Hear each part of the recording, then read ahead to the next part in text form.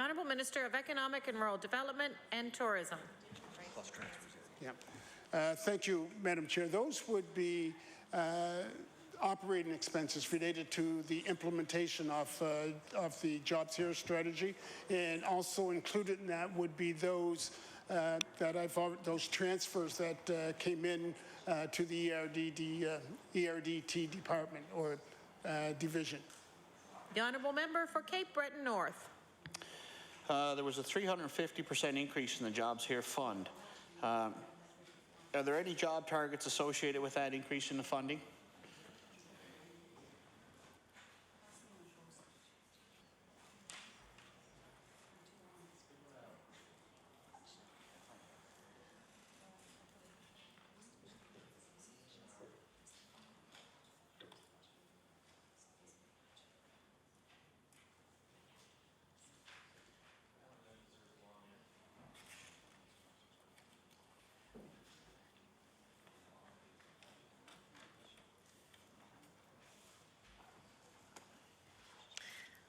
There you are.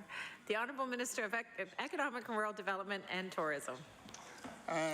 Thank you, Madam Chair. And I think what the member may be referenced there is the increase in the Nova Scotia Jobs Fund, which is directly related to the need that the need of investment by Nova Scotians with respect to the forestry industry. When the forestry industry, when Bowater fell on troubled times, and in order for us to save those thousands of jobs, then that's where the biggest amount of the difference is coming, is with respect to the forestry sector. The Honourable Member for Cape Breton North. On page 6.7, under investment and trade, can you please give me a breakdown of the 1,000% increase in international commerce?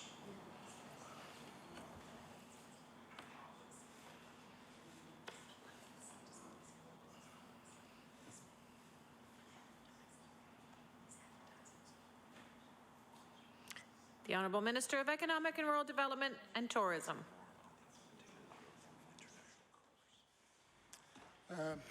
Thank you, Madam Chair.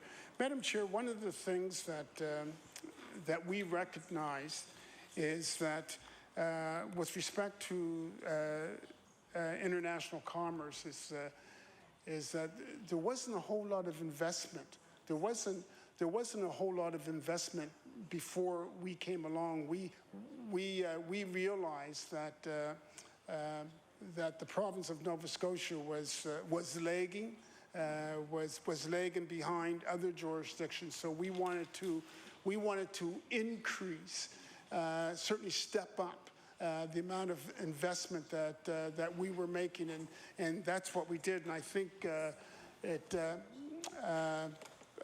the member may be looking at a $1.5 million increase, and that's mainly because, again, I reiterate that we seen a need for us to step up. What's happened certainly in the last couple of years is the province of Nova Scotia's involvement with CETA. That we've played such a small jurisdiction, but we also recognize in Nova Scotia the value of the resources that we do have, and that some of those resources are in high demand when we consider such things as fish. We know that fish products are in high demand, especially in Europe. So when we looked at CETA and we're there at the table, we know that we've got to make some investigations. We also, in order for us to make the right decisions, and I might have mentioned this on Friday, and if I didn't, I would have been remiss, but we had to do some investments, some intelligence investments, is that we wanted to make sure that as we proceed with CETA, that we are making the best decisions possible. We made further investments, and I know the member will appreciate this, with respect to trade missions, international trade missions, that if we want to take a more lead or a more prominent role in the future of Nova Scotia and of Nova Scotia's, one of the things that I've always said is that we've got to be more competitive globally. Well, we got to make sure that we are on trade missions, that people know we are open for business and where we are. And where we are has a lot to do with where we are going. And part of that also is not only for us as a government, but also for those in the private sector. So we've offered some assistance to the private sector. I know I've gone on and to a couple of trade missions this year, and I guess I didn't really appreciate the value of trade missions until I became minister. And one of the things that I realized is that it's easy to forget who you are if you're not there at the table. Because when you look behind you, there's always somebody waiting to replace you. And and it's not a Nova Scotia, it's not a Nova Scotia company. I've said, and I'll say again, is that our competition isn't here in Atlantic Canada. Our competition is in the U.S., it's in Europe, it's in Asia, it's all over the world. So it's a very competitive market there, so we have to make those investments so that we can stay competitive and be competitive. The honourable member for Cape Breton North. Thank you, Madam Chair. On page 6.3, under the senior management part of the Nova Scotia Gateway Secretariat, I wonder if you can tell me what the role of the Office of the Secretariat is, please.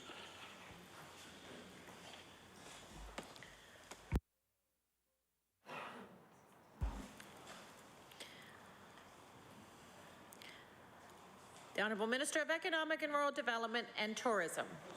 Thank you, Madam Chair. The role of the Gateway Secretariat is to promote Nova Scotia by way of our roads, our highways, to promote Nova Scotia by way of oceans, by way of rail, by way of air. All those modes of transportation is part of the responsibility, part of the mandate of the Gateway Secretariat.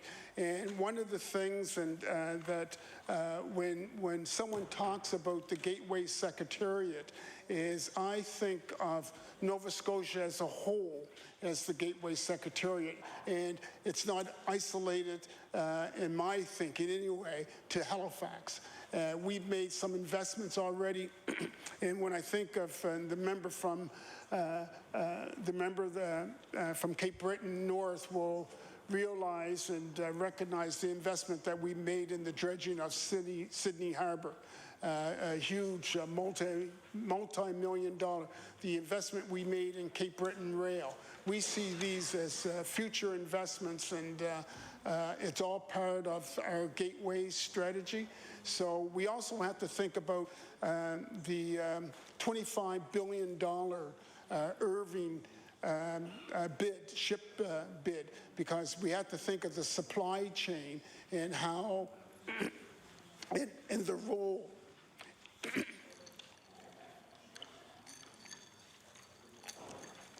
Think of the supply chain and the role that the Gateway Secretariat is going to play in meeting the demands of that supply chain. So I think of it in a provincial scope, certainly, and all those modes of transportation that I mentioned. The honourable member for Cape Breton North. I wonder if you could tell me if there are any targets associated with this Secretariat's role, job-wise or job creation-wise, economic-wise. The honourable member for Economic and Rural Development and Tourism.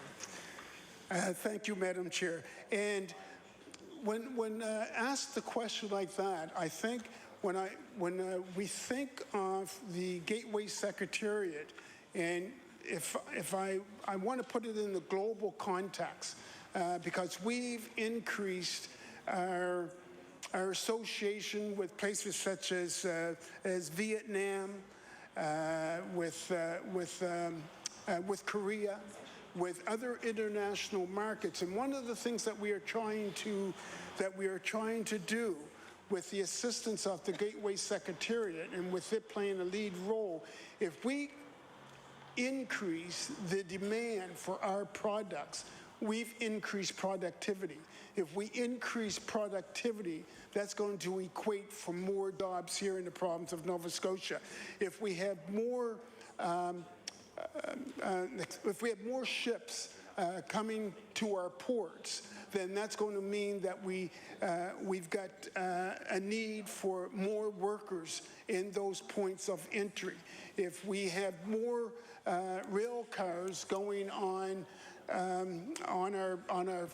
our spurs, on our railway spurs in Nova Scotia, it's about productivity. So we are looking at Europe, at South America, certainly the Caribbean. We are looking to increase, and the Gateway Secretariat has a huge role in playing in that increased productivity. The honourable member for Cape Breton North. We're talking about maybe increasing more ships to the ports to the area. Can we assume then that the Sydney Port developments will continue in the next number of years to maybe on bulk development or container development, or is that in the future, or is that in the plans of the Economic Development Department?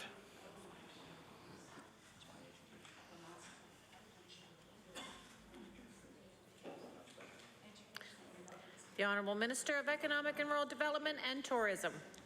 Thank you, Madam Chair.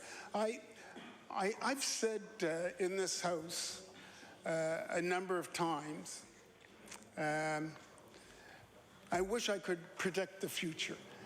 I say that, but I would hope that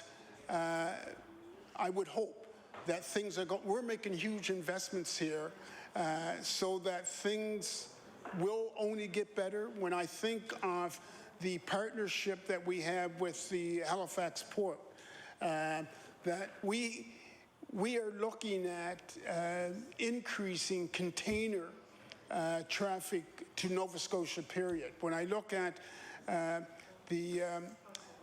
I think of the Sydney Port Commission, and I think the financial contribution we made so that they could dredge Sydney Harbour, I think that with investments like that, I think that it increases the viability of Sydney Harbour. It increases the chances of foreign markets looking at Sydney as a place to do business and being able to accommodate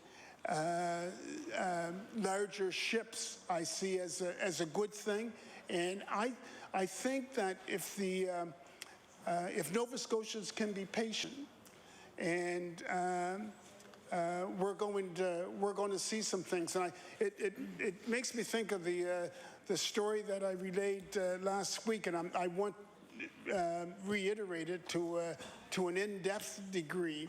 But there have been companies with the expertise coming from NSBI and the leadership coming from NSBI that we have dined, if I can say the word, if we have been in contact with for a couple of years, that it took that long for them to finally create a footprint in the province of Nova Scotia. So sometimes things do take a little bit of time. The short answer to your question is I believe that all of this is going to pay off when we never know when, but the possibilities are good. That's why we are at the table, and that's why we continue with the relationships with CB Rail, the Ports Commission, no matter where they are in the province. And I can't be. We just made an investment last year in the runway at the Halifax International Airport. And what this investment will do is it will allow larger cargo planes to take off and land at our airport, which again is all about increasing that traffic when it comes to those large cargo planes. The honourable member for Cape Breton North. Thank you, Madam Chair. Mr. Minister, on Friday when I was at that announcement in Sydney, the Premier talked about the development of the Donkin coal mine. Back in the fall, I believe it was, and I could be corrected on the timeline there, there was an announcement in Sydney of a $75 million investment in a coal pier there, private investment, no government money, and with hopes, I would think, that the development of the Donkin mine would provide some coal for him to be shipping international markets. I just wonder if the statement that he said, the Premier said on Friday, that the development of the Donkin mine was moving forward. I just wonder at what stage is that development at present?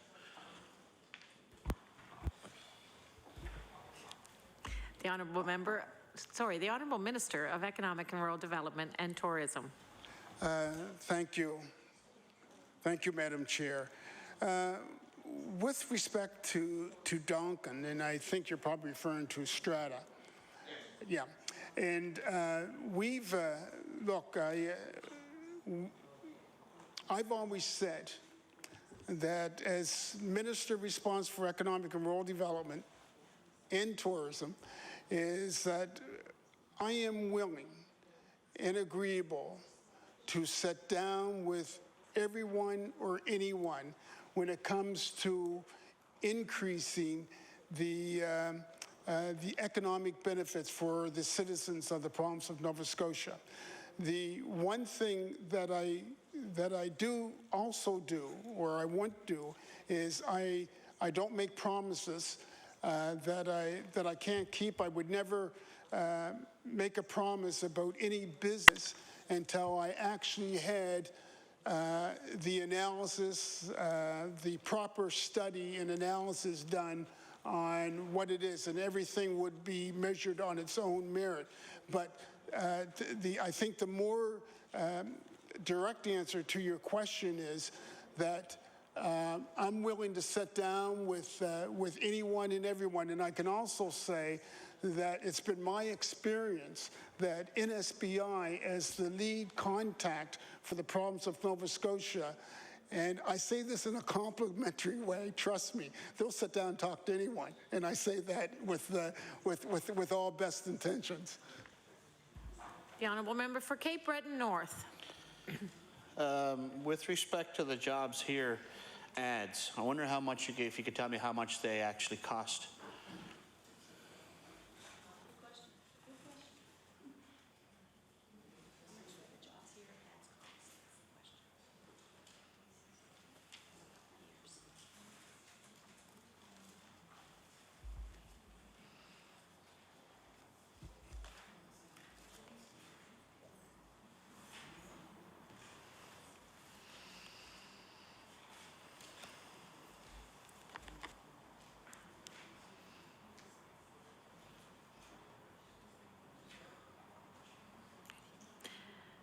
I recognize the honourable Minister of Economic and Rural Development and Tourism.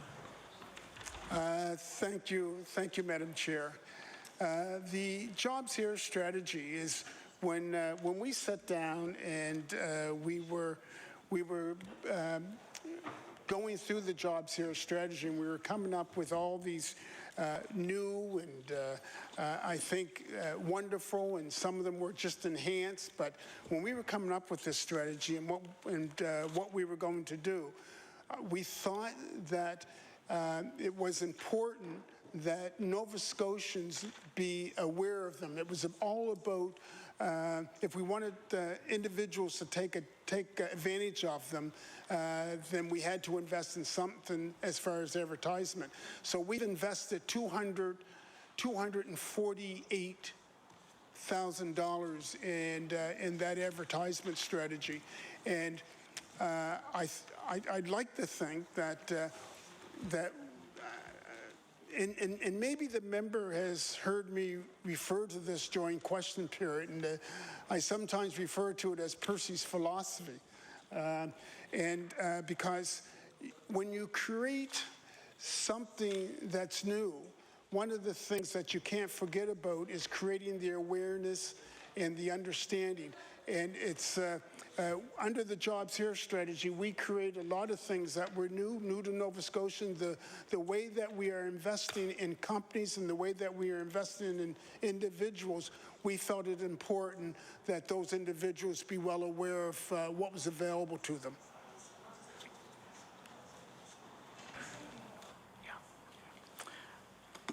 I recognize the member for Cape Breton North. Thank you, Minister. The call to action on those ads was to visit the government's website. I wonder if you could tell me how many hits were on that website and over what was the biggest time frame? Was it summer, winter, fall? Recognize the Minister for Economic and Rural Development. Yeah, thank you, Mr. Chair. Welcome to the chair. Gee, quite a question. I don't have that number, but what I will do, and I'll say this to staff, is I will make a request for staff to get that number for you and tie it to timelines, and I make it available to you as soon as possible. Taking into consideration that it's 6:20. Give me a little time to work on that. I've got to say that the concept of the one-stop shopping with respect to our web portal, I think was a good strategy, and although I don't have the numbers, I feel that it's paid some dividends for us, and I trust the member will be satisfied with that answer. Recognize the member for Cape Breton North. According to 2011 public accounts, there was $10 million transferred from the Department of Economic, Rural Development and Tourism to other government departments. Can you tell me why that transfer took place? Yeah.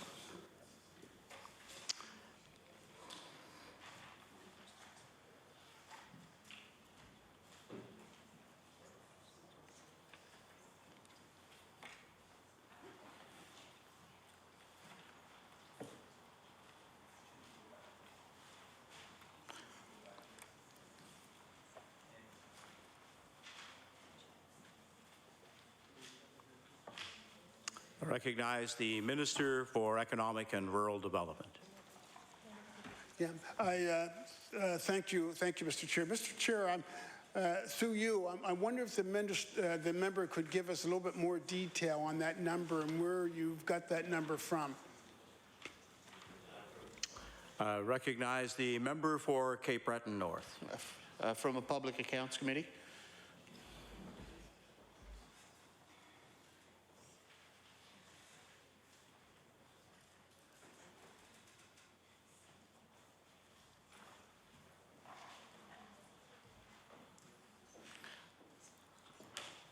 I recognize the Minister for Economic and Rural Development. Thank you, Madam Chair.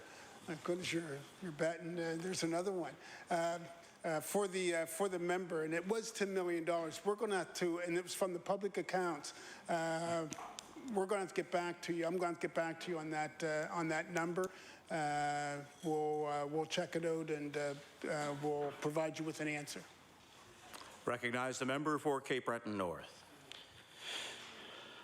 Under the Jobs Here program, I'm just wondering how many jobs were actually created, and how much did that end up costing last year?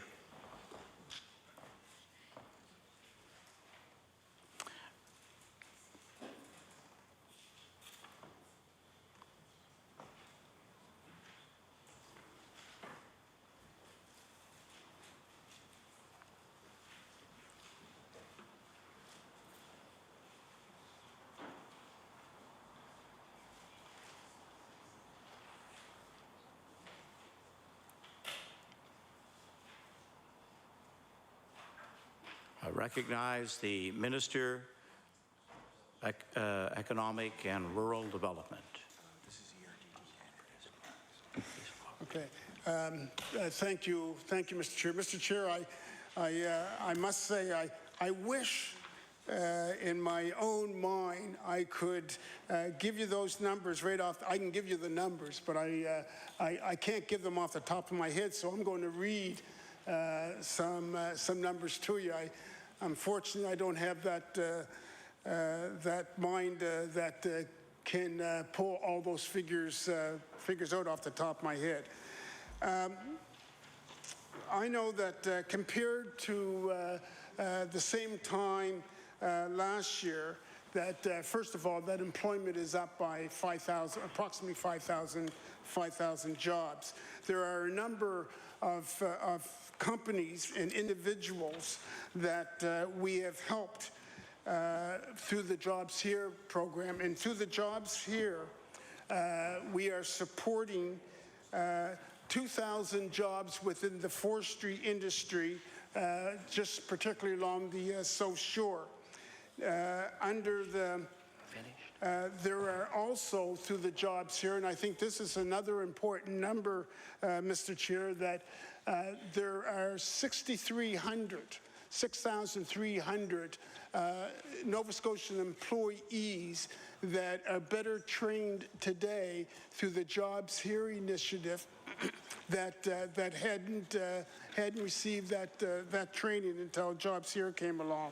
And also that under the Jobs Here strategy and in partnership with the Irving shipbuilding contract, that at peak times we are going to see over 11,000 employees working during peak times with a consistent base range. This figure I do know off the top of my head for an extended term of the shipbuilding contract, somewhere in the vicinity of 4,000 employees. So when we talk about the Jobs Here strategy, we can't,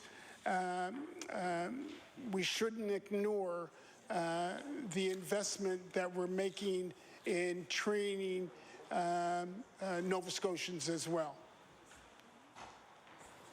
Order. The member's time for questioning is now concluded. The minister at this time can make closing remarks.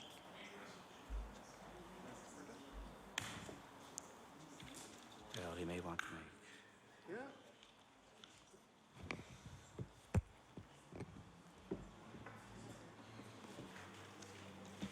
Well, do you know what?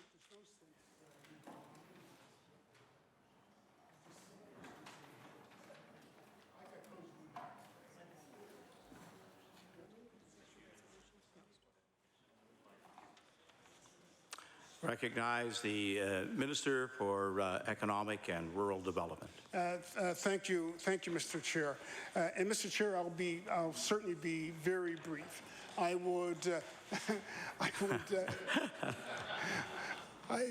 I will not refer to the script. But before I read the resolution, Mr. Chair, I would like to take a moment to thank the members opposite for their questionings, and I would probably say certainly for the most part in the dignified way that the questioning took place. I certainly acknowledge that, and I certainly appreciate it.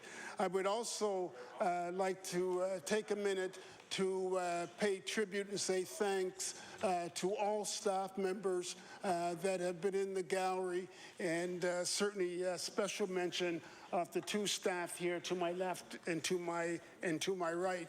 I would also like to express my heartfelt thanks to the staff that are back in the departments and that have been standing by on their BlackBerries and on their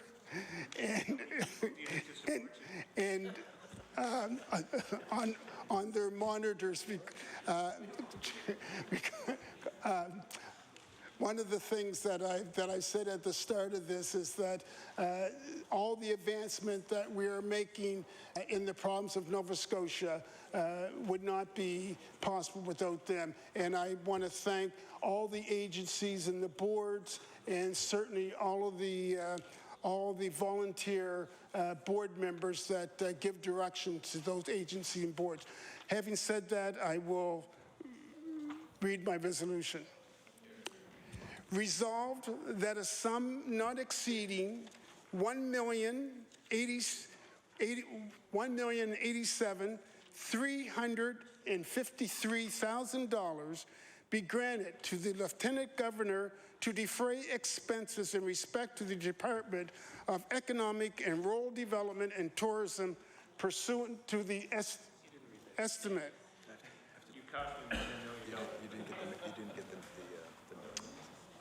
I would ask the minister to perhaps reread his closing statement. And I thank the finance minister. Resolved that a sum not exceeding $187,353,000 be granted to the Lieutenant Governor to defray expenses in respect to the Department of Economic and Rural Development and Tourism pursuant to the estimate. Resolved that a sum not exceeding $27,573,000 be granted to the Lieutenant Governor to defray expenses in respect of Nova Scotia Business Inc. pursuant to the estimate in the business plan of Nova Scotia Business Inc. be approved. Resolved that the business plans for Film Nova Scotia, the Nova Scotia Innovation Corporation and NovaCorp, the Trade Center Limited, and the Waterfront Development Corporation Limited be approved. Shall the resolution stand? The resolution is stood. At this time, we will take a break to allow for the next minister and his staff to come to the chamber. We stand adjourned.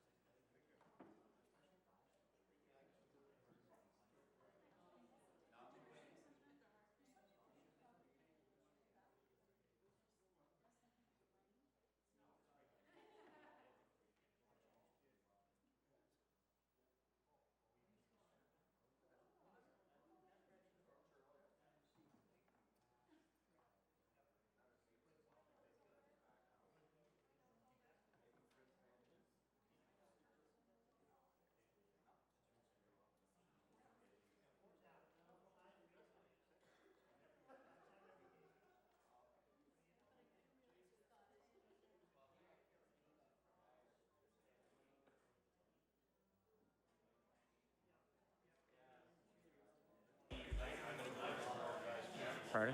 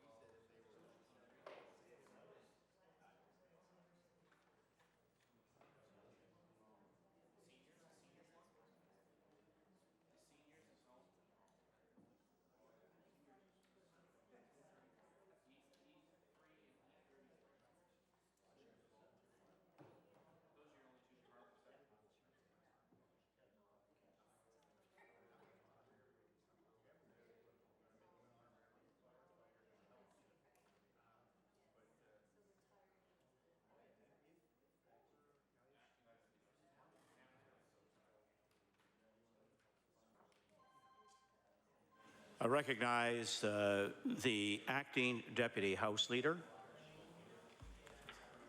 Thank you very much, Mr. Chair. I ask that you call Resolution E3 and E33.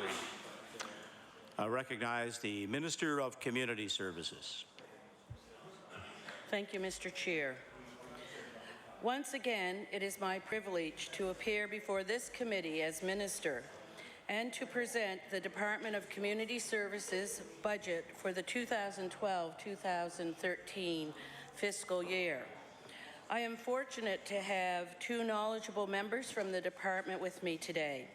I would like to thank Dave Ryan, our Acting Deputy Minister, and George Hudson, our Executive Director of Finance and Administration, who will be with me for these budget deliberations. Mr. Speaker, this is the fourth time I've had the honor of presenting the Community Services budget, and I have to say that I'm extremely pleased with the progress we have made since 2009. We have been busy building meticulously a strong foundation, a foundation for a brighter future. We have, in a little over 3-year period, made significant improvements in the social safety net. Mr. Chair, I just want to take a moment to mention some of the highlights. As part of our ongoing effort to help families, my department has invested almost $200 million. Yes, Mr. Chair, an investment of $200 million, and we've done it while keeping on our path of getting back to balance. We have been very strategic by analyzing what we do in every division to improve services and at the same time find efficiencies. $128 million has been used to create new affordable homes for hundreds of Nova Scotians and to renovate and repair thousands of units. $48.1 million to upgrade the province's public housing stock, $20.6 million for repairs to 1,100 units in cooperatives and nonprofits, $27.4 million in new construction activities, representing almost 196 units, $13.3 million for the creation and preservation of 409 units, $18 million in the Residential Rehabilitation Assistance Program to assist over 1,500 households. We've improved income assistance supports by over $13 million for some 30,000 adult recipients. We increased personal allowances by 10%. We increased wage exemptions, $150 a month for clients who are working, and we've allowed them to keep their income refunds. We doubled the amount of money people can keep as assets, such as savings, so they could begin to set some money aside. We increased financial support for eye exams. We changed the rules around cohabitation so that people could have a chance to form stable family relationships without fear of losing support. We made sure that shelter benefits were not reduced when a youth turns 19, if he or she is in college or university and as a student living at home. Mr. Speaker, these are a few of the changes that we have made because we have listened to suggestions from the people of Nova Scotia. Mr. Speaker, I strongly believe that helping the most vulnerable in society is an investment in a better province. There is also an economic spin-off when people are supported and become employed and independent.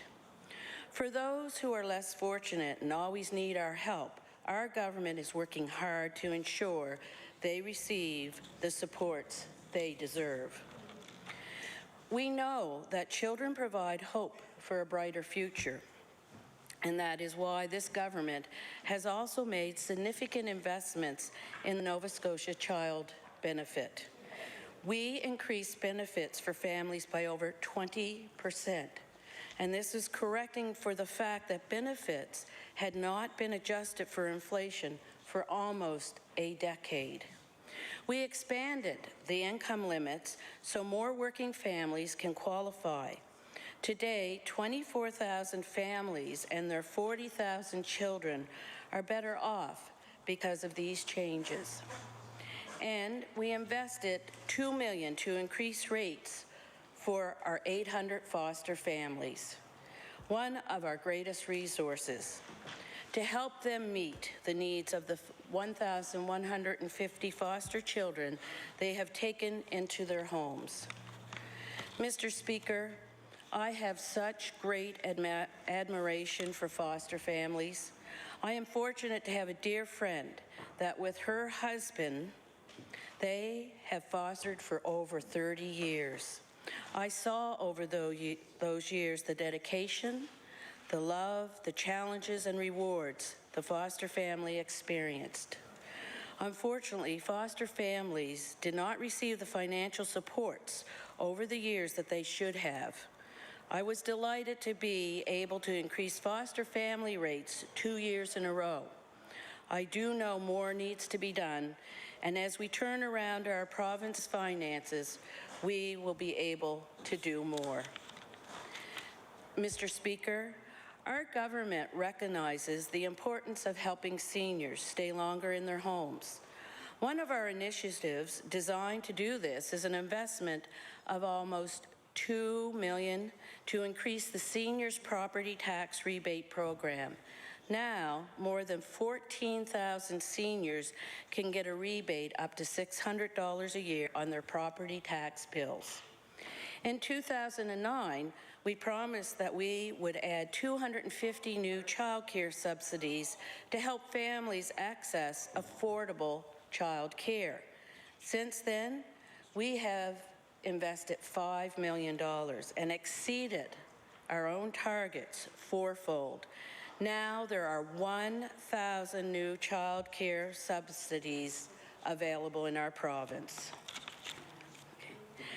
At the same time, we gave child care operators an additional $7 million to strengthen and expand the child care sector, making it easier for parents to access licensed, quality child care. We increased funding by $500,000 for transition houses and women's centers. We also invested $125,000 for safety, security, and energy efficiency repairs and upgrades in shelters and transition houses across the province. We put $1 million into programs to help address homelessness. We invested $5 million so more of our disabled clients can live at home, in an apartment or with a foster family, and another $1.5 million to strengthen day programs for individuals with very complex needs and to expand access. And we are completing the $8 million long-term residential treatment center on the Wood Street campus in Truro to provide long-term treatment for up to 18 more children and youth.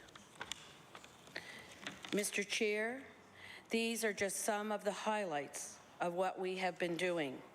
We are building stronger foundations for brighter futures. and this year we will do more. These kinds of investments demonstrate our commitment to a strong and sustainable social service system. The government puts our money where our hearts are. We are recognized for being a compassionate party. We are proving we can make life a little better for our citizens while being responsible managers of the public purse.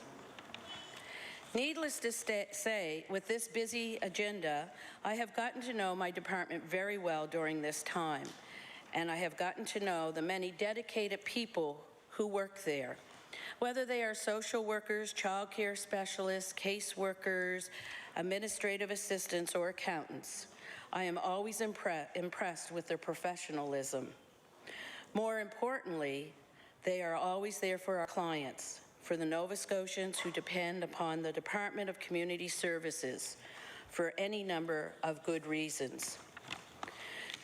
As always, I say, Mr. Chair, while estimates debate is about the numbers, none of us should forget that we are talking about people. It is our job, and in fact our duty, to provide the best possible support to those in need while living within our means as taxpayers. One of the things that makes budget preparation so difficult is that behind every number is a person, cause, or a worthy proposal. As any family or small business owner knows, putting a budget together is hard work. It's about making choices, hard choices. Mr. Chair, we believe we have put forward the best possible budget to help Nova Scotians face the future, all the while keeping our eye on the government's bottom line. To that end, I am pleased to report that we are meeting government's priorities and making life a little bit better for today's families with ongoing support our department's programs and services. We have done that through taking a different approach than previous governments. Instead of a reactive model, we have been changing the model to be proactive.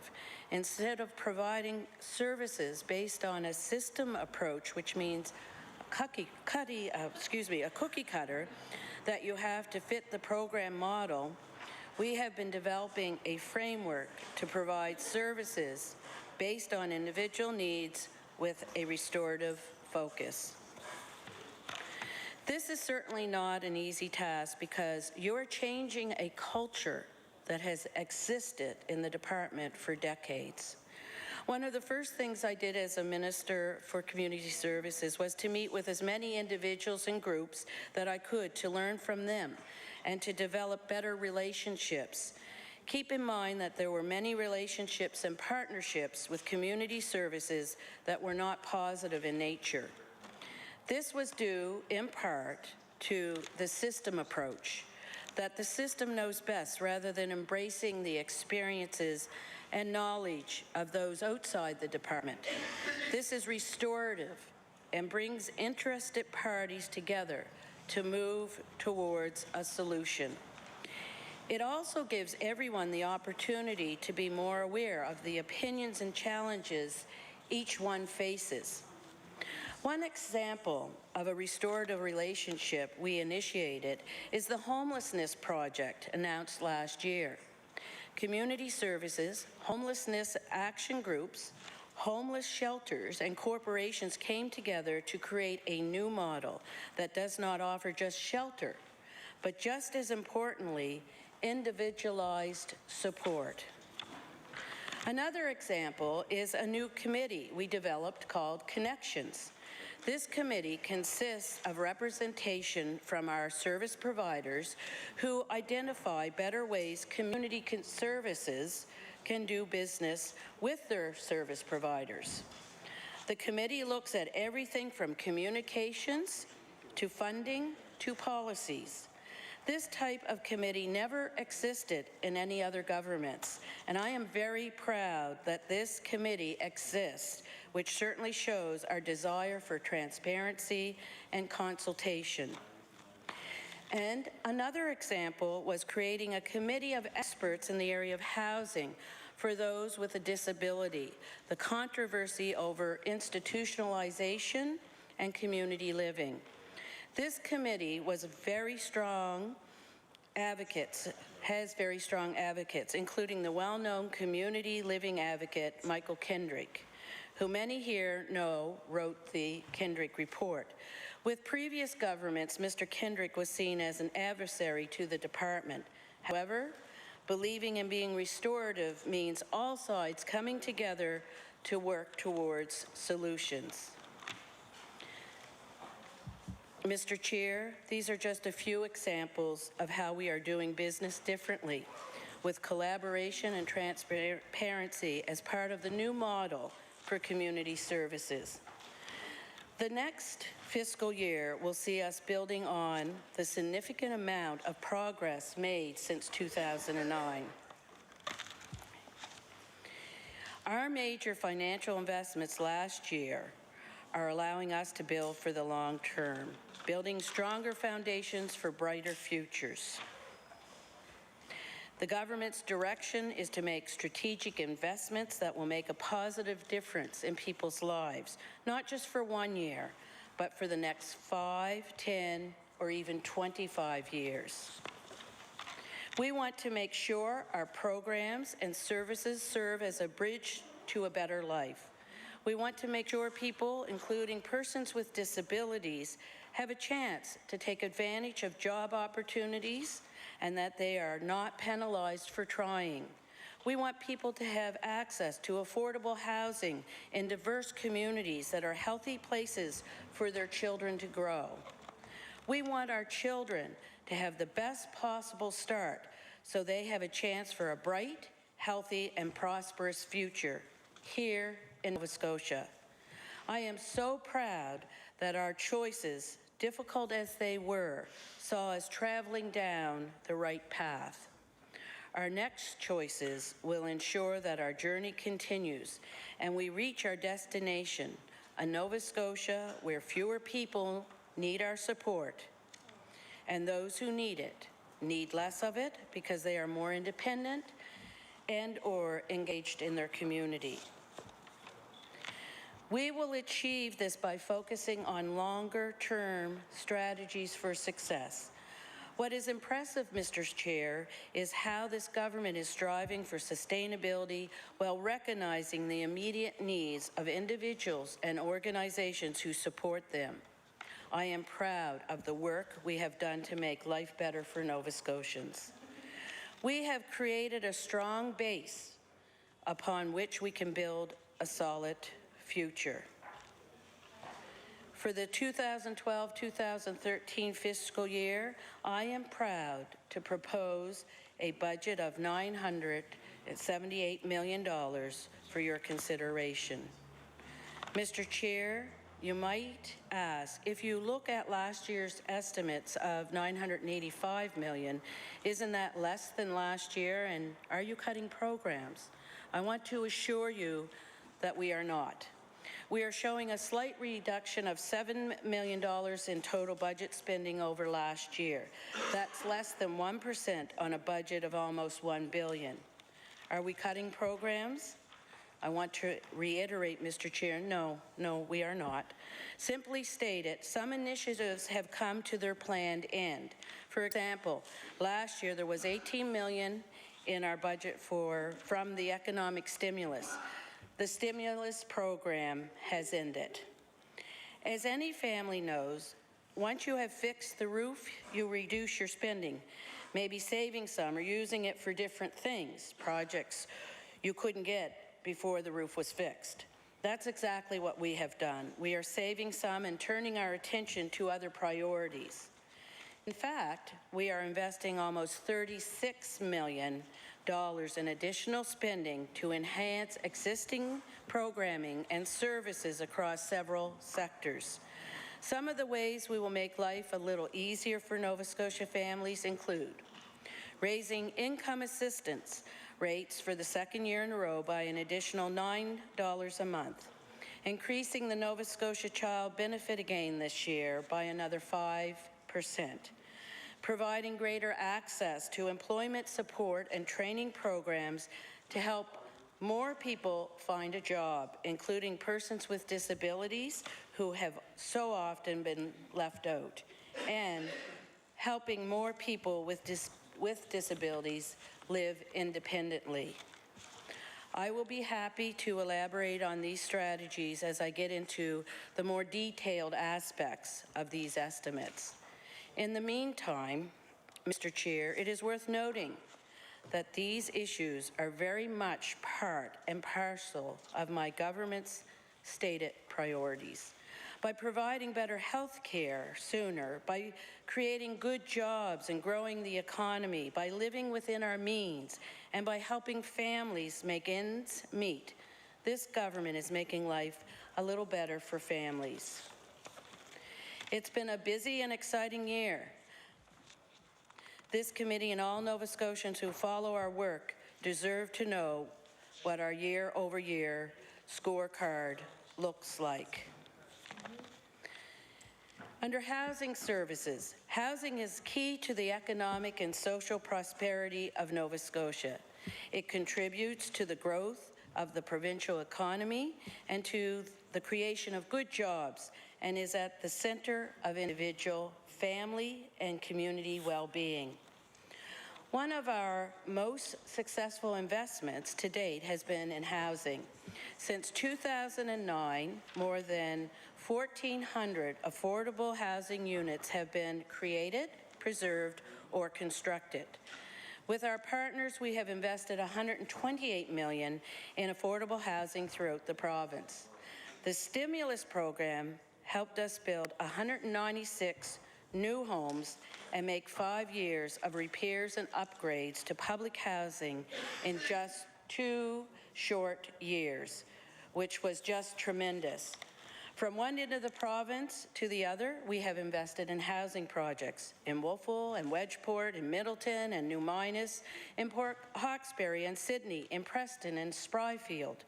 Projects like Millwood Place, a $7.7 million, 59-unit state-of-the-art seniors facility in Middle Sackville, are helping providing Nova Scotians, the most vulnerable, with more options to access affordable housing. Projects like Fort Clarence Place in Dartmouth. The location has considerable historic significance. It is named after a battery built by the British in the 1750s in the area of the Dartmouth Imperial Oil Refinery. This fort was manned for about 150 years. Initially, the fort was called the Eastern Battery, but in the late 1700s, the Duke of Kent renamed it Fort Clarence after the Duke of Clarence, who became King William IV. It is a 4-story building with 71 units. 8 of the units are fully barrier-free, meaning totally accessible to anyone with a disability. The other 63 are visitable and can be made fully barrier-free if needed to accommodate aging in place. Visitable refers to how easy it is for someone with a disability to actually visit a unit. The building exceeds current energy and water use standards for green buildings. It has 2 elevators, underground parking, and a scooter charging area. All units have been rented, mostly to low-income seniors. These housing projects are also providing jobs and helping to grow the province's economy. After our substantial investment in housing for 2011-2012, this year's housing budget line will be less. Why? Are we cutting programs? Again, Mr. Chair, we are not. Simply stated, the multi-year affordable housing initiative has ended. Last year, there was $18 million in our budget as part of the economic stimulus package. It is not there this year because the program ended in March. This means our housing services budget will be showing a reduced number in comparison to last year. We have renewed our federal-provincial housing agreement, which means we have secured access to $60 million. This will allow us to build on the good work we have done through to 2014. This agreement means more Nova Scotia families, seniors, and persons with disabilities will be able to access the kind of housing they need, where they need it most. We will use these funds to build on that success and work with our community partners to develop a targeted, long-term, sustainable, and affordable housing plan that will help provide more housing options and improve existing ones. Like any homeowner dealing with growing utility costs, we are setting aside $2.8 million to deal with the higher costs of operating and managing the thousands of public housing units throughout the province. We understand the importance of planning, and that is why we are now working on a framework for a housing strategy. Early learning and childcare. Another area showing a reduced budget line this year, and for a good reason, is early learning and childcare. Again, we've completed our planned investments. We are now reducing our licensed seats or the number of subsidies. Since 2009, we have invested $5 million to create an additional 1,000 subsidies. This exceeds our government's platform commitment to create 250 additional daycare subsidies for Nova Scotia families. This brings the total number of subsidies available to children in low-income families to 4,430. And we spent $7 million in expansion grants. I am pleased to say, Mr. Chair, that the department managed to reduce its wait list down to 0 in 2011-12, and there were still 48 child care subsidies available at last count in March. This means we are making child care more affordable and accessible for Nova Scotians. It means giving more children a great start in life, allowing their parents to go to work or school, thereby improving their chances of securing a meaningful job. The first 5 years of a child's life are very important in preparing them for future success in school and life.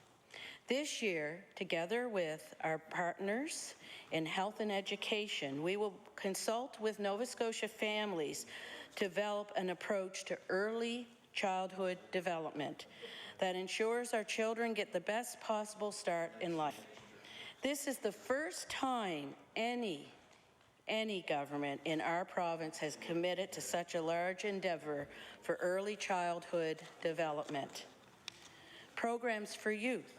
Just a few weeks ago, I was sharing the enthusiasm of several young people in announcing a $614,000 investment to support youth ages 16 to 20 with a wide range of services. In collaboration with my fellow ministers in the Child and Youth Strategy, this funding will allow community organizations around the province to hire 10 new outreach workers to support youth. Young adults from across the province will soon have more support to stay in school, find jobs, get involved in the community, and get help with family problems. These youth outreach workers will reinforce the province's largest efforts to support vulnerable youth with a wide variety of services in education, health and wellness, justice, and community services. For our children and youth who require specialized treatment due to experiences of child abuse and neglect, we are investing $3.6 million to open a new long-term community-based residential treatment center located on the Wood Street campus in Truro.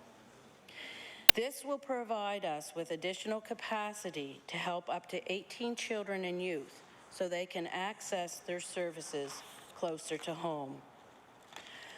I already referenced our commitment to restorative practices across the department, and we will begin with our Children and Family Services program, instilling the practice in every aspect of its service. Our goal is to enhance our focus from working for people to working with them, an approach which has seen to be very successful in helping people to maximize their independence. Services for persons with disabilities. Focusing on this year's budget highlights, we are continuing to invest in our services for persons with disability sector, or as we more simply refer to it, SPD. But first, Mr. Chair, I want to talk about the actions I have taken to improve services for residents of Braymore Home. Our disabled persons residing in a home funded by government deserve our care and our protection and the best possible program we can afford.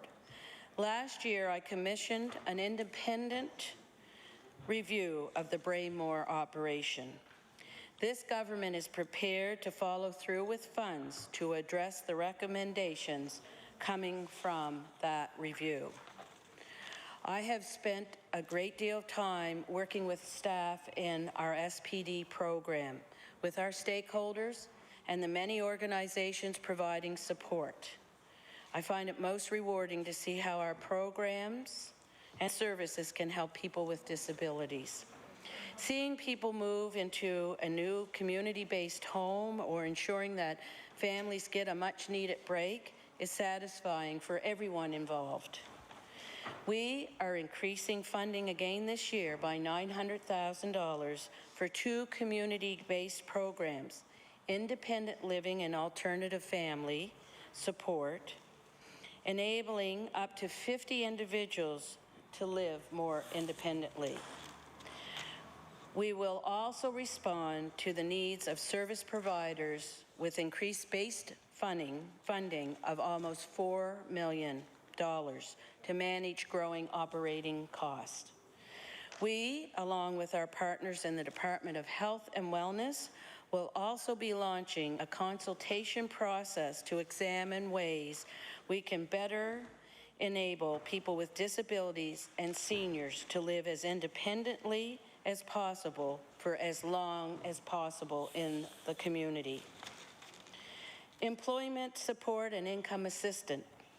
I know all members of this committee and the House will be pleased to hear that the employment support and income assistance budget is increasing again to provide additional help to those who need it.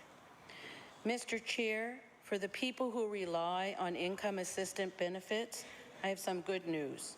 Community Services is providing an additional $9 a month for IA clients receiving personal allowance benefits. This brings the new rate to $238 per month. Clients will begin receiving the increase this July.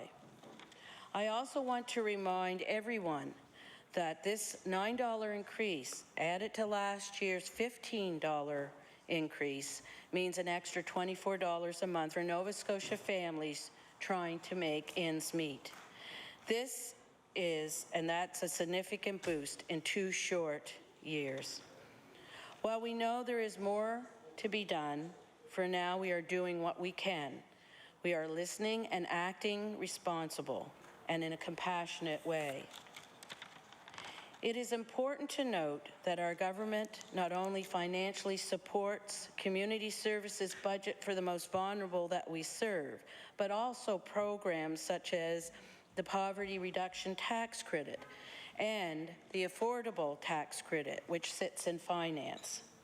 We are increasing the credit this year so that some of Nova Scotia's most vulnerable people, many of whom have a disability and are unable to participate in the workforce or contribute to their community in ways that they would like, will receive an extra $45.60 a year, and that brings the credit up to $250 a year. Nova Scotia Child Benefit. We recognize that raising a child these days is an expensive proposition and every little bit helps. We provide the Nova Scotia Child Benefit to all families with incomes under $25,000 to help them with the cost of raising children up to the age of 18. This year, we are making an additional annual investment of $2.5 million to help 24,000 families with children. We are increasing the monthly benefit by an average of 5%. This represents a 2-year increase of $180 per child. That's on top of the $4.8 million invested last year. As an example, the annual income for a single parent with 2 children has increased by almost $1,100 a year, and that is within less than 3 years. Furthermore, in fewer than 3 years, a working parent with 2 children who does not receive income assistance has seen their annual income increase by $4,400. The Nova Scotia Child Benefit is making a difference by helping to reduce or even prevent child poverty. The road to eliminating child poverty is long, but it's a road worth traveling. The number of children living in poverty is getting lower each year, and for that, we are grateful. Any investment in children is an investment in Nova Scotia's future. Mr. Chair, I want to put some of these numbers in context. Since coming to office in 2009, and with the changes in this year's budget, we have increased income support for a single disabled person by $865 a year. For our disabled clients who are able to work, income support has increased by $2,125 a year. Our working single parents with children are now better off by almost $2,360 a year. Promoting independence is a central theme for many of our programs and a key element within our employment support and income assistance program. Not all clients are able to make this shift, but for those who can, it is a goal worth pursuing. We know our clients want to work, to be independent, and provide for themselves and their families. This year, we will be simplifying our assessment for employment support services, enabling more clients, including persons with disabilities, to access supports and job opportunities. You know, in our departmental offices, we have posters on the walls from the Disabled Persons Commission that encourage us to look at persons' ability, not the disability. Why are we always amazed at how much people with disabilities can do and achieve when given half of a chance? These are people living productive lives, working in a variety of jobs or professions. Nova Scotia reports the highest rate of disabled persons in the country at 20%. Isn't it time we tapped into a resourceful vein of talent? How valuable do you think these willing and able potential employees could be to an organization?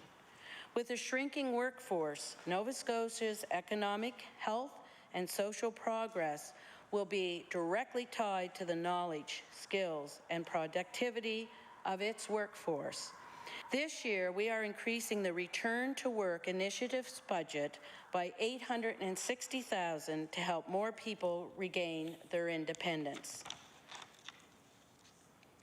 Mr. Chair, I am more than pleased with the progress made by the Department of Community Services over the past year, but more significantly in what we have accomplished in a little over just 3 years. We have worked hard to show stakeholders that we are compassionate. We have given proof to clients that our promises translate into action, and we have reassured Nova Scotia taxpayers that we can do it with dignity and within budget. I hope that's something that all members of this committee and the House of Assembly can take home with pride. It is with a sound and practical budget like this that we can make a positive difference in the lives of many Nova Scotians. We believe we have come up with a responsible budget that supports our clients and those who rely on us for extra help. I am therefore pleased to submit this resolution on estimates for the 2012-13 fiscal year for your consideration. For the 2012-13 fiscal year, I am proposing a budget of $924,000 for your consideration. Mr. Chair, we are providing the necessary supports that Nova Scotians who depend upon us have asked for while still living within our means. As I mentioned earlier, Mr. Chair, it's all about choices, and I think you would agree that we have arrived at a very sound and sensible approach to delivering programs and services to Nova Scotians. Thank you. I recognize the member for Bedford Birch Cove. Thank you, Mr. Chair. When I was first made critic of education, I think the former education minister will remember I didn't spend a lot of time making speeches.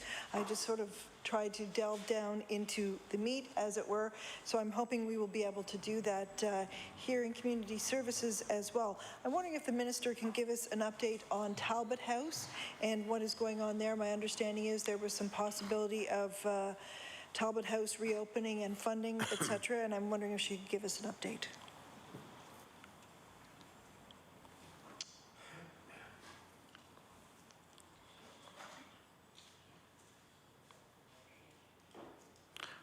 I recognize the Minister for Community Services.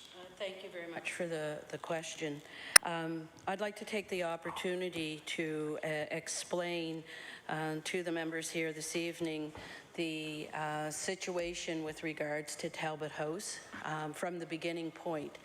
And as many of you know, I've stood in the House many times over and provided the facts on Talbot House. And I'd like to be able to take this opportunity this evening to do that again, because the facts are what are very important here, not the misinformation and the misperceptions that get out in the media or that is provided through our opposition members. It's very important because these are issues that are very serious to us, and they have very serious ramifications to those that are affected by it. As we know, the Talbot House is a recovery house that has been around for 56 years and that has provided a service to a housing service to men who are recovering from addictions. And there's a different philosophies, I know, in terms of what is the best type of support for those who have addictions. And with respect to whether the programs that we have, if it's necessary to have a house where individuals would go to stay overnight versus the care that they can get on a day during the day programs through counseling and so forth through the health system. I do know that the men that I have spoken to often feel that actually having a safe place to go for them is very important to them, because often what has happened in their life, because of the poor decisions that they know that they have made, they've lost family members. And quite often, too, because of that, they do not have a place to go and lay their head during the night. So it's really important for them to feel that there's a kindness and a security there, a place that they can go and rest. And also, I think that the recovery houses give an opportunity for the gentlemen to sit with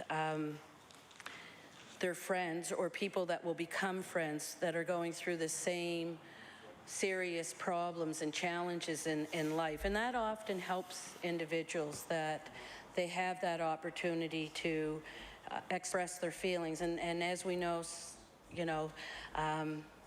sometimes we've always heard that with men, it could be a little bit more difficult for them to express their feelings with the way that society is and how they've been socialized. So I do believe in the fact that a service such as Talbot House or Freedom Foundation provides is very critical. And I've also had the opportunity to go to be at Freedom Foundation and visit with the gentlemen and have talks with them and you know, enjoyed the time to learn from them and what their challenges are and how we as a department could provide them with better services. So with the situation with Talbot House, as with any time in our department that we would receive any concerns or complaints, it's our responsibility to act upon them. And that's what we did in this case. We received a letter of complaint.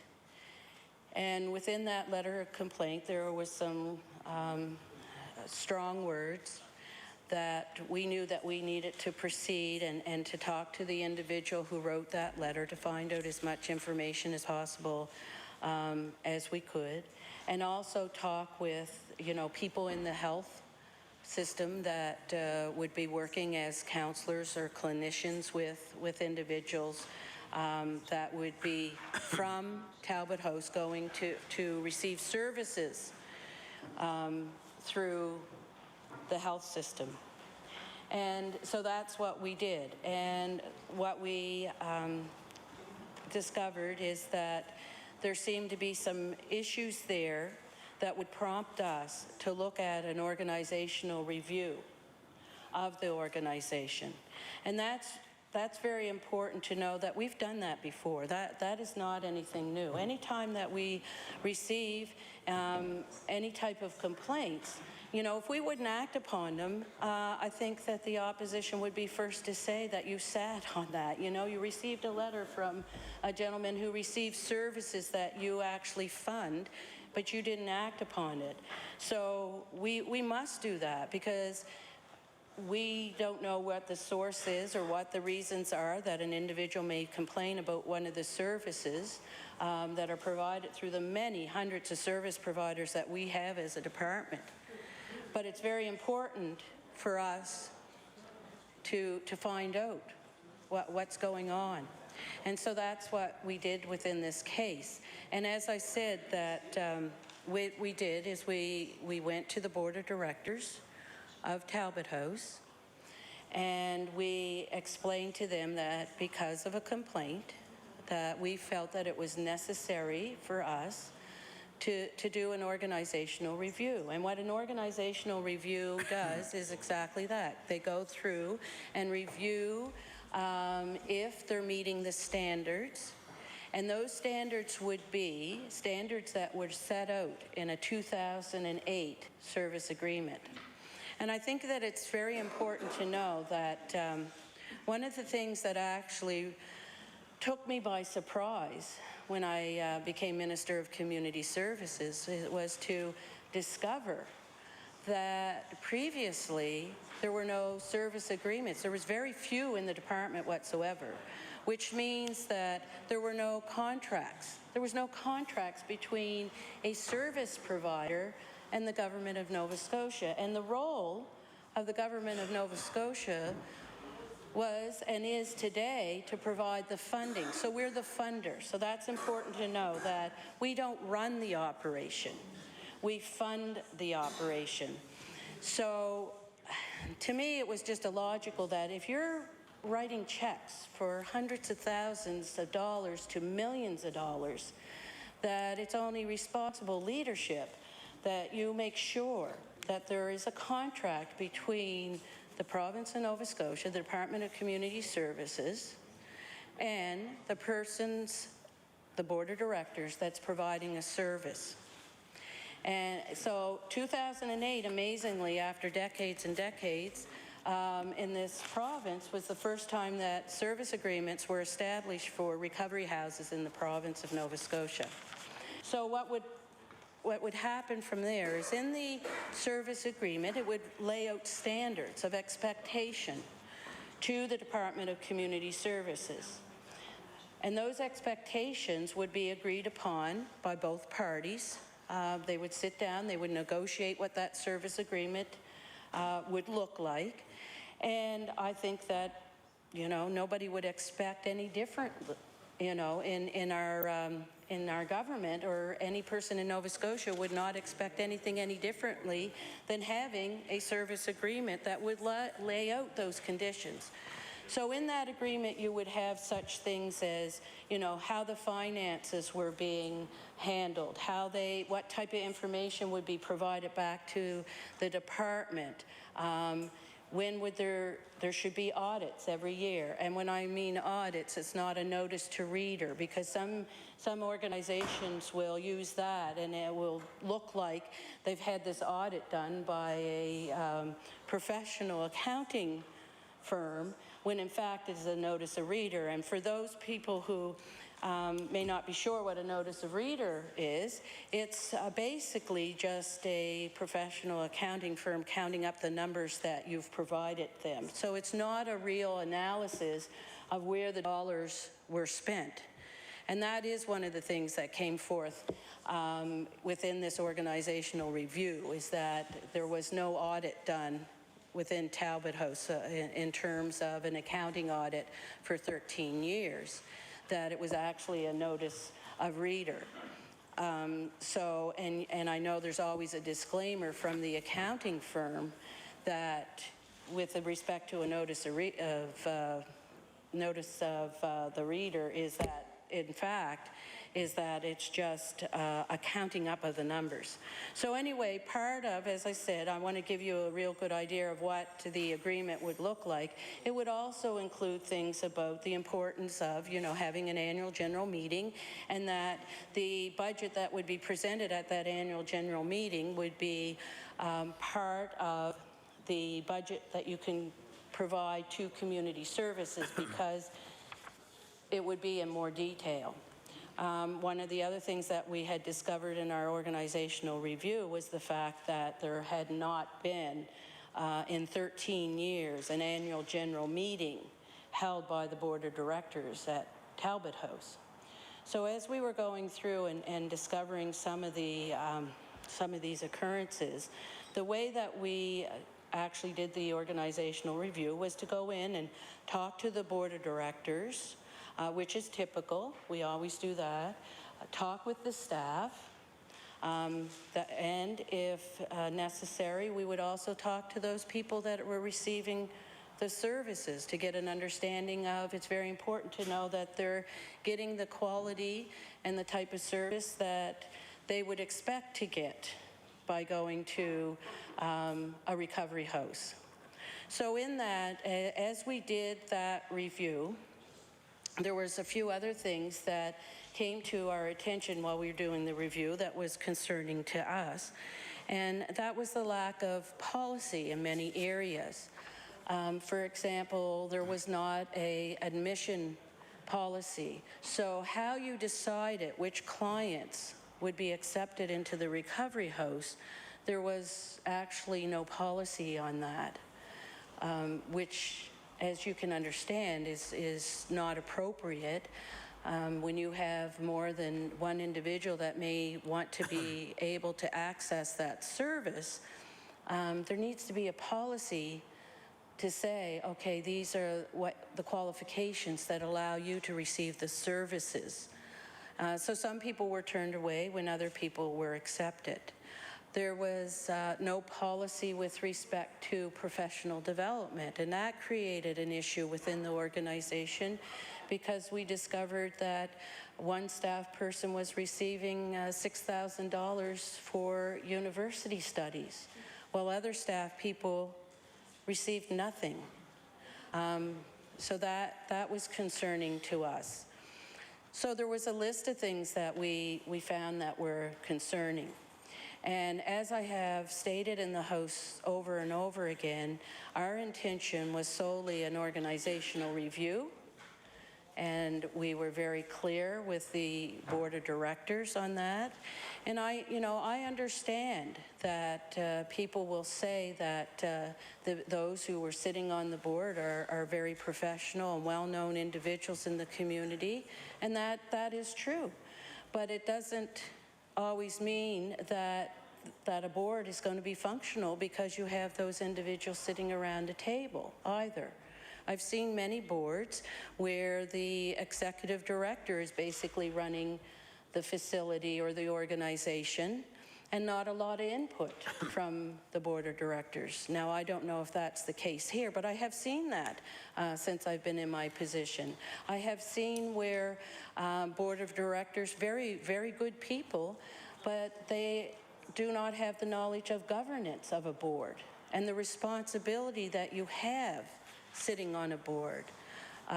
You know, so sometimes even, you know, we recognize people as being very professional because they have a higher status in society for their work, but that does not mean that they may know what the governance model is or what the governance model should be of a board and what the responsibilities. You know, there were no job descriptions in this organization. So if there's no job descriptions, it's very difficult for anyone, you know, at any level of professionalism, sitting on a particular board, to perhaps to know what his or her role is and what their responsibilities are. Same with staff. You know, I know that this organization ran for many, many years, but without having a job description for the staff or the board members can be very challenging, and I think that gets boards in a difficult situation. And like I said, we have seen this in the province before. This is not something new. Things can always be improved, and that's why we do the organizational reviews. So if that shows us that an organization is not following the actual governance that should be followed, or there's no training, then even though our role is typically as the funder and we don't run the organization, I think that, you know, maybe we need to step up to the plate and say to them, you know, we need to have more training, and maybe look at what training we need to provide, or part of the service agreement may need to say that you need training level 101 in board governance, and that we ensure that that training takes place. So, as I said, with regards to Talbot House, that's exactly what we did. We took the time to discuss how the organization could be improved. I know it's a very difficult situation because it's difficult in the fact that if you have a particular reputation in your community and an organizational review is done, and all the T's haven't been crossed and all the I's haven't been dotted, it can be embarrassing. It can be very embarrassing. So it's not going to be something that the board members are going to accept with happiness. So we do expect, when we're in these difficult situations, that there definitely will be some type of comments back or pushback.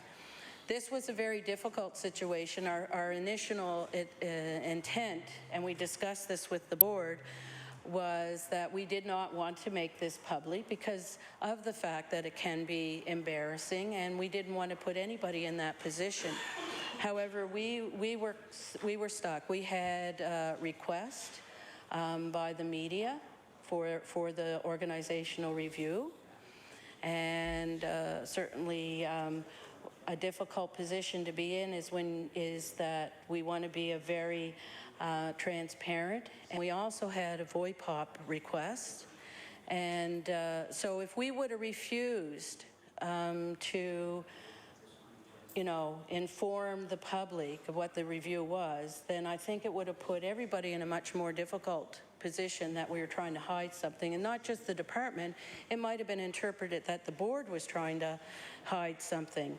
So, you know, it's very important for us to work with boards, and you know, that's what we tried our best. And like I said, it's very difficult when there's sensitivities, there's emotions, and that you're going to be talking about, you know, some work that could be improved upon. And so one of the other things with the Talbot House situation was, as people know, in this House, it was the opposition that has brought it up. How much time left? That had brought it up. No, can I ask, Mr. Chair, how much time my left for an hour? The time is 1 minute. I have 1 minute left in an hour? 1 minute. Okay. So, I'll wrap up. So with the Talbot House situation... Oh, sorry. Sorry, in terms of the... for myself in responding? Oh, in responding, Yeah. you have If you guys be 8:18. Okay. So with respect, as I said, with respect to Talbot House, is one of the key things for us is to if the Talbot House Board of Directors, and I've said this publicly in the media, that if they had a willingness to look at the organizational review and that they are able to sit down with us and provide us with a sense of security that those items that we saw that there was a weakness in, that there would be an improvement, that we would certainly be open for further discussions in that area. Because I think that those recommendations that we made are really important, and they're very important if we want to see improvement. And one of the other things I think it's very important to note too is, you know, I know the organization and the board of directors have put a lot of work into Talbot House over the years and worked very hard and have given a lot of themselves to make sure, that the organization is running. But we all have to be ready to review ourselves, you know, and to look at, is there ways to improve upon what we're doing? And that doesn't mean because a government department goes in to do a review is that we're looking to be critical.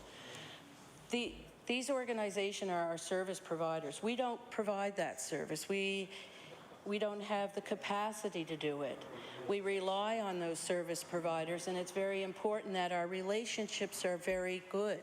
And that's why in the budget, in my opening speech, that I talked about the importance of relationships to me, and that as a new minister, that was one of the first things that I did, was to open the doors of the department to invite people in and to invite organizations, and many of those who were adversarial towards the Department of Community Services and the government. And we have very good working relationships now. There will be times there's push and shove on both sides because, you know, of opinions and a way you feel that things should roll out. But I think what's really important is that when everybody's around the table brainstorming and talking and challenging each other, the fact is that you, at the end of the day, you create a better service for the people that you're here to serve in the province of Nova Scotia. And so I don't want anybody to think that myself or the department does not have an appreciation for the years of work that the Board of Directors have done at Talbot House. And they have done great work, and they've been very dedicated to the organization. The staff have been very dedicated to the organization. But it's like anything. You know, we have opposition members here to ask us questions and to keep us up on our toes, and you expect us to provide you with answers. Those are almost like mini reviews every day that we have question period, right? So it's no different than anyone who provides government a service. And I think that the people of Nova Scotia expect that. I think that, you know, they expect that if we're providing hundreds of thousands of dollars and into millions over the years, that there is a system where we know that the service that we're paying for, we're getting that service back.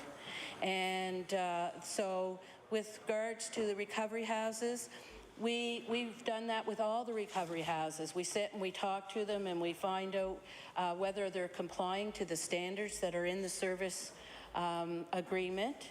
And that's a review. And sometimes when the reviews don't turn out as nicely as those who are involved would like, they get upset. And certainly they're going to lash out in any means, either through opposition members or through the media. I know the situation at Talbot House, that there were other issues that came to light through the letter that the complainant gave us. And we actually talked to the complainant. And because of the fact, and this is where people have to understand the division, where we provide the funds, we do not run the operation. So the operation at Talbot House was run by the board.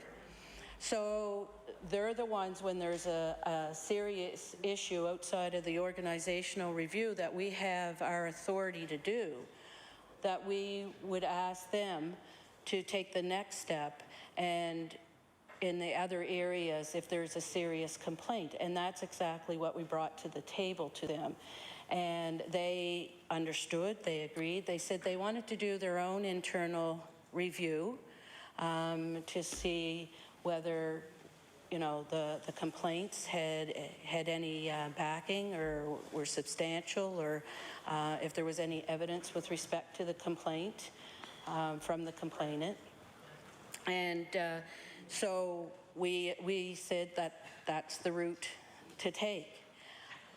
What happened was they decided that they would ask their executive director to step down for a period of time as they could do their own internal review, and they put in a temporary executive director. And it was only, I believe, a couple weeks that the temporary executive director stayed in the position and made a choice to step down. And that is actually when we first heard that Talbot House was closing its doors. We got notification that they made a decision that because of the fact that their interim executive director stepped down. Now, all along, the other thing that we provided the board too, we said, in the meantime, if you need any support through our staff and community services, or needing extra funding in terms of having an interim executive director, that we would be there to work that out. We offered that to the board, and they made the decision on their own to close Talbot House because their interim ED stepped down. Now, there were opportunities, you know, because we had offered that we would provide extra staff and funding, that if we would have known, if they would have came back to us and discussed it with us, we would have been able to work out something with them. But as I said, it was their choice, and it is their choice because they're the operators of the recovery house. So, as I said, we only found out only several days before they were closing the door. And our first and prime concern, and rightly so, was actually those gentlemen that were receiving services at Talbot House. And we wanted to move very quickly to be able to figure out how can we help them. So we contacted each and every one of them and talked to them about what may be available to them elsewhere in the province, that they can continue with their recovery and the support that they needed. And 5 gentlemen chose to do that, and we placed them in another organization, and actually they have done very well, and we're very, very pleased with how quickly that we did it, and that they knew that we really cared about them, that the doors were closing, but we weren't going to forget about them and the importance of finding another place that they could go to get the support that they deserve to have. So, so that's how this all actually rolled out, in the sense of it was just as much of a surprise to us that the doors were being closed. We didn't cut any funding. That's what the word came out was, you cut funding. But if an organization's doors are locked, why would we fund them? They knew that. I mean, they closed the door. So we ended their funding the end of the March because they closed their doors about mid-March. And I would think that if we would have continued to write the check to keep them going when the door was closed, that we would have the opposition and the media saying, well, why are you paying for an organization that's not providing the service that is supposed to be provided there? So, as I said, I know that there's often mixed messages in terms of what gets out in the media. I know it's the opposition's job to hold us to the fire. But I guess I have to say that the one thing that I find very disappointing is when there's misinformation, and that even when you stand in the House and you correct that information, that it continues to come back across the floor totally switched around from what the facts really are and what the facts are that we provided. And I find that the disappointing part of that is that you have individuals' lives that are being affected. It's not just a political game to maybe look good to a few people. We're talking about many people here, and I think that's probably what I would express to others, is to consider that, is it worth the political gains when you're talking about gentlemen and that are going through a terrible time in their lives in the first place because they have an addiction, and how difficult it is when you have an addiction and you really want to stop drinking, you really want to stop taking drugs, and how difficult it is, and that often too they feel very shamed in the fact that they can't stop drinking, or they've tried and they've done well for a couple years and then they're back to drinking because something serious has happened in their life that seems to be the outlet. And so we must consider that it's not just the gentlemen too, it's their families and what they've gone through for years with having, you know, a family member or a husband that has an addiction issue, and how terribly it feels when you're worried about the person, you love them so much, but you're angry at them at the same time, because if you don't have an addiction, it's like, why can't they, you know, all they have to do is stop. All they have to do is stop drinking. All they have to do is stop taking drugs. Why aren't they doing that? So if you don't live in that world, it's harder to understand. So we also, as I said, you have the families that are affected. Then you have the whole entire community that has taken pride in that facility, in the community in Cape Breton, and have taken pride in that facilities for years for what has been done. So as soon as that kind of stuff hits the media and there's a battle back and forth between the government and the organization, you know, what does that do to the community?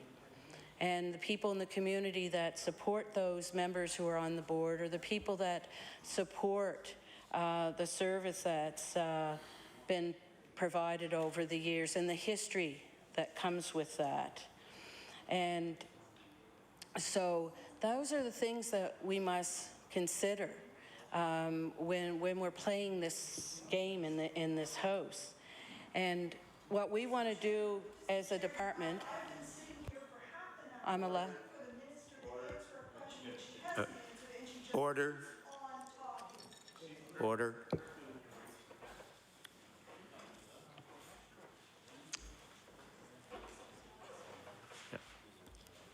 Is there a point of order, member? Mr. Speaker, this is called budget estimates. And we asked one simple question about a facility that was formally funded by the minister. She has taken half an hour to run us through the history. We still don't know what new steps they've taken at Talbot House, and we have lots of questions, and the minister is so afraid to face the questions about budget estimates that she's talked for half an hour on a simple, what was it? Could the minister please update us on Talbot House? And instead, the minister stands up there and blithers on for half an hour with no answer, and we have tons of questions here, and the minister knows darn well what she's doing. She's eating up the time. The opposition, by doing our job, we're doing our job by asking them questions. I recognize the Minister of Community Services. Thank you, Mr. Chair. As I was saying, I'm giving an explanation. I'm giving an explanation because I want the members opposite to know the facts.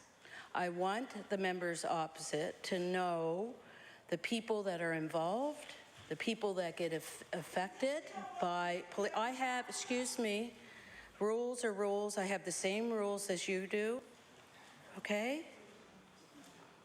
Maybe you need to take them to legislation for change, but the rules are the rules. And the reason that I can answer many budget questions I have had in this House, and I have stood here and given facts many times over, and for some reason the opposition chooses not to listen to them. So that's this evening what I'm doing is I want people to understand that this political aspect or life that we live in within this House doesn't just always stay within this House. It goes further, and it affects people, and it affects their lives. And Talbot House is one of them. And I'm very passionate about it because I care about those men that are receiving services there and what this has done to them and the unfortunate, and I care about the people who sit as board of directors because they have given of their life to make Talbot House work. And I've explained also the fact is that people can make mistakes and we need to be reviewing what is happening. I think that as a government that you should be applauding a government that if they receive a complaint, that they take the initiative rather than turning their backs because it may be a difficult time, because you're talking about people that are very professional and have skills and are well-liked and well-known in the community. It would have been easier to turn our backs on those gentlemen at the recovery house and turn our back on the person that had a concern and turn our back on Nova Scotians as taxpayers wanting us to be leaders and responsible in terms of the millions of dollars that we provide to service providers in a year out of our budget, that we need to have checks and balances. And so that's why I'm talking about Talbot House, because it's not, as I said in my comments at the start, it is not just about numbers. It's about people. And that's what I want the opposition to remember. It's about people that are hurting and people that we needed to find an optional service for them within 2 or 3 days. And as I said, we're looking at how the organization itself, how it functions, and that's really important for people to know in the fact that it's how the organization functions. If we're providing money, taxpayers' dollars, first in my mind is, are those individuals receiving the services that they deserve? Are the gentlemen going there getting the utmost care and support that they require? And also, are the taxpayers getting the best for the monies? Because money doesn't grow on trees, as we know. We always hear from the opposition, spend, spend, spend on this. But we have to be very strategic, and we also have to make sure that the money is being spent in the right area. And that means doing organizational reviews to make sure that the dollars are being spent appropriately in our province. And with regards to Talbot House itself, we're looking at, as we always do in being very strategic, we're looking at what options are available to us now in the province of Nova Scotia. We want to know about the service. If there's an opportunity that the board of directors feel that they can come together and they can address the recommendations that we have provided them through the organizational review. I would like to be very restorative in our practices and our approach, so I'm more than willing to have staff or myself to talk with the board members if that's what they want. But it doesn't resolve the issues when these issues are being played out in the media. That means that doesn't resolve anything. And as I have said here in the House, when you're asking us questions about the knowledge that the Board of Directors had and how that they felt, or those were the opposition words, that they had didn't have any options to how to go forward with the issues that they were facing.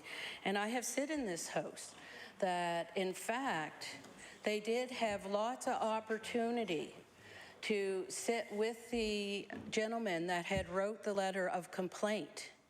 We actually sat down with the gentleman, and that's a hard thing for somebody to do. That is very difficult. For somebody who has put a complaint in writing, it's very difficult for them to come forward in a public forum. And so I give great credit also to that person that felt that it was serious enough that he would sit down and he would talk to the Board of Directors. And the Board of Directors had every opportunity to meet with the gentleman that wrote the letter of complaint. Now, I have no idea why the board made the choice not to go that route. In fact, I would have thought that they would want that opportunity so they could have asked many questions, and a lot of questions and hard questions in order to know how to go forward with their own internal organizational review. I would have thought that would have been part of the framework to that, because that's exactly what they had told our department, is that they wanted to do their own organizational review in terms of that letter of complaint. It wasn't the organizational review that we were doing, because we were doing it based on the service agreement and whether they were meeting those standards in the service agreement. They had the other issue of concern that was brought up in the letter of complaint, and it was their responsibility, as we had said to them, to go forward and for them to be able to investigate it further. So we said to them, yes, so with respect to what you wanted to do, we were there to support you, and if you wanted to do your own organizational review, that's what we suggested would be a good thing to do, is to do a review. And so we said to them, and because they had said they didn't have enough information that we had provided at that time, and I've heard that in the House, members opposite standing up and saying that they did not have enough, that they felt, or the word was that the board did not have enough information. So that's why I guess I am quite surprised that when the offer was made by the complainant that they could indeed take the opportunity to sit down and have a time with the board, with this gentleman, that they would have been able to discuss it with him and find out a lot of information. And I think that's one of the things that was missed, was that opportunity to hear it directly from the person who had the concern in the first place. I think myself that if I was in that position and somebody had complained about me, I'd want to face them and find out, well, what exactly were the complaints about, and why do you feel that way to make those complaints? That would have given, I believe, the board much more of information to go forward and to design the framework of their organizational review in the manner that they would want to design that review. And so I think that's why I'm standing here and I'm explaining it. Maybe I wouldn't be standing here so long explaining it if I wasn't asked so many times over in the House the questions, and I give the facts as they have rolled out, and then I'm asked them again and again and again. So for some reason, I guess I feel that maybe the members of opposite do not understand, or they're not hearing me, or something of that manner, so that I need to be more clear about it and to re-explain the situation with regards to Talbot House and perhaps what the next steps are. I mean, I'm not quite sure what they would be because of the fact that I haven't heard from the Board of Directors, except for I know that they didn't agree with all that the information that was provided in the organizational review.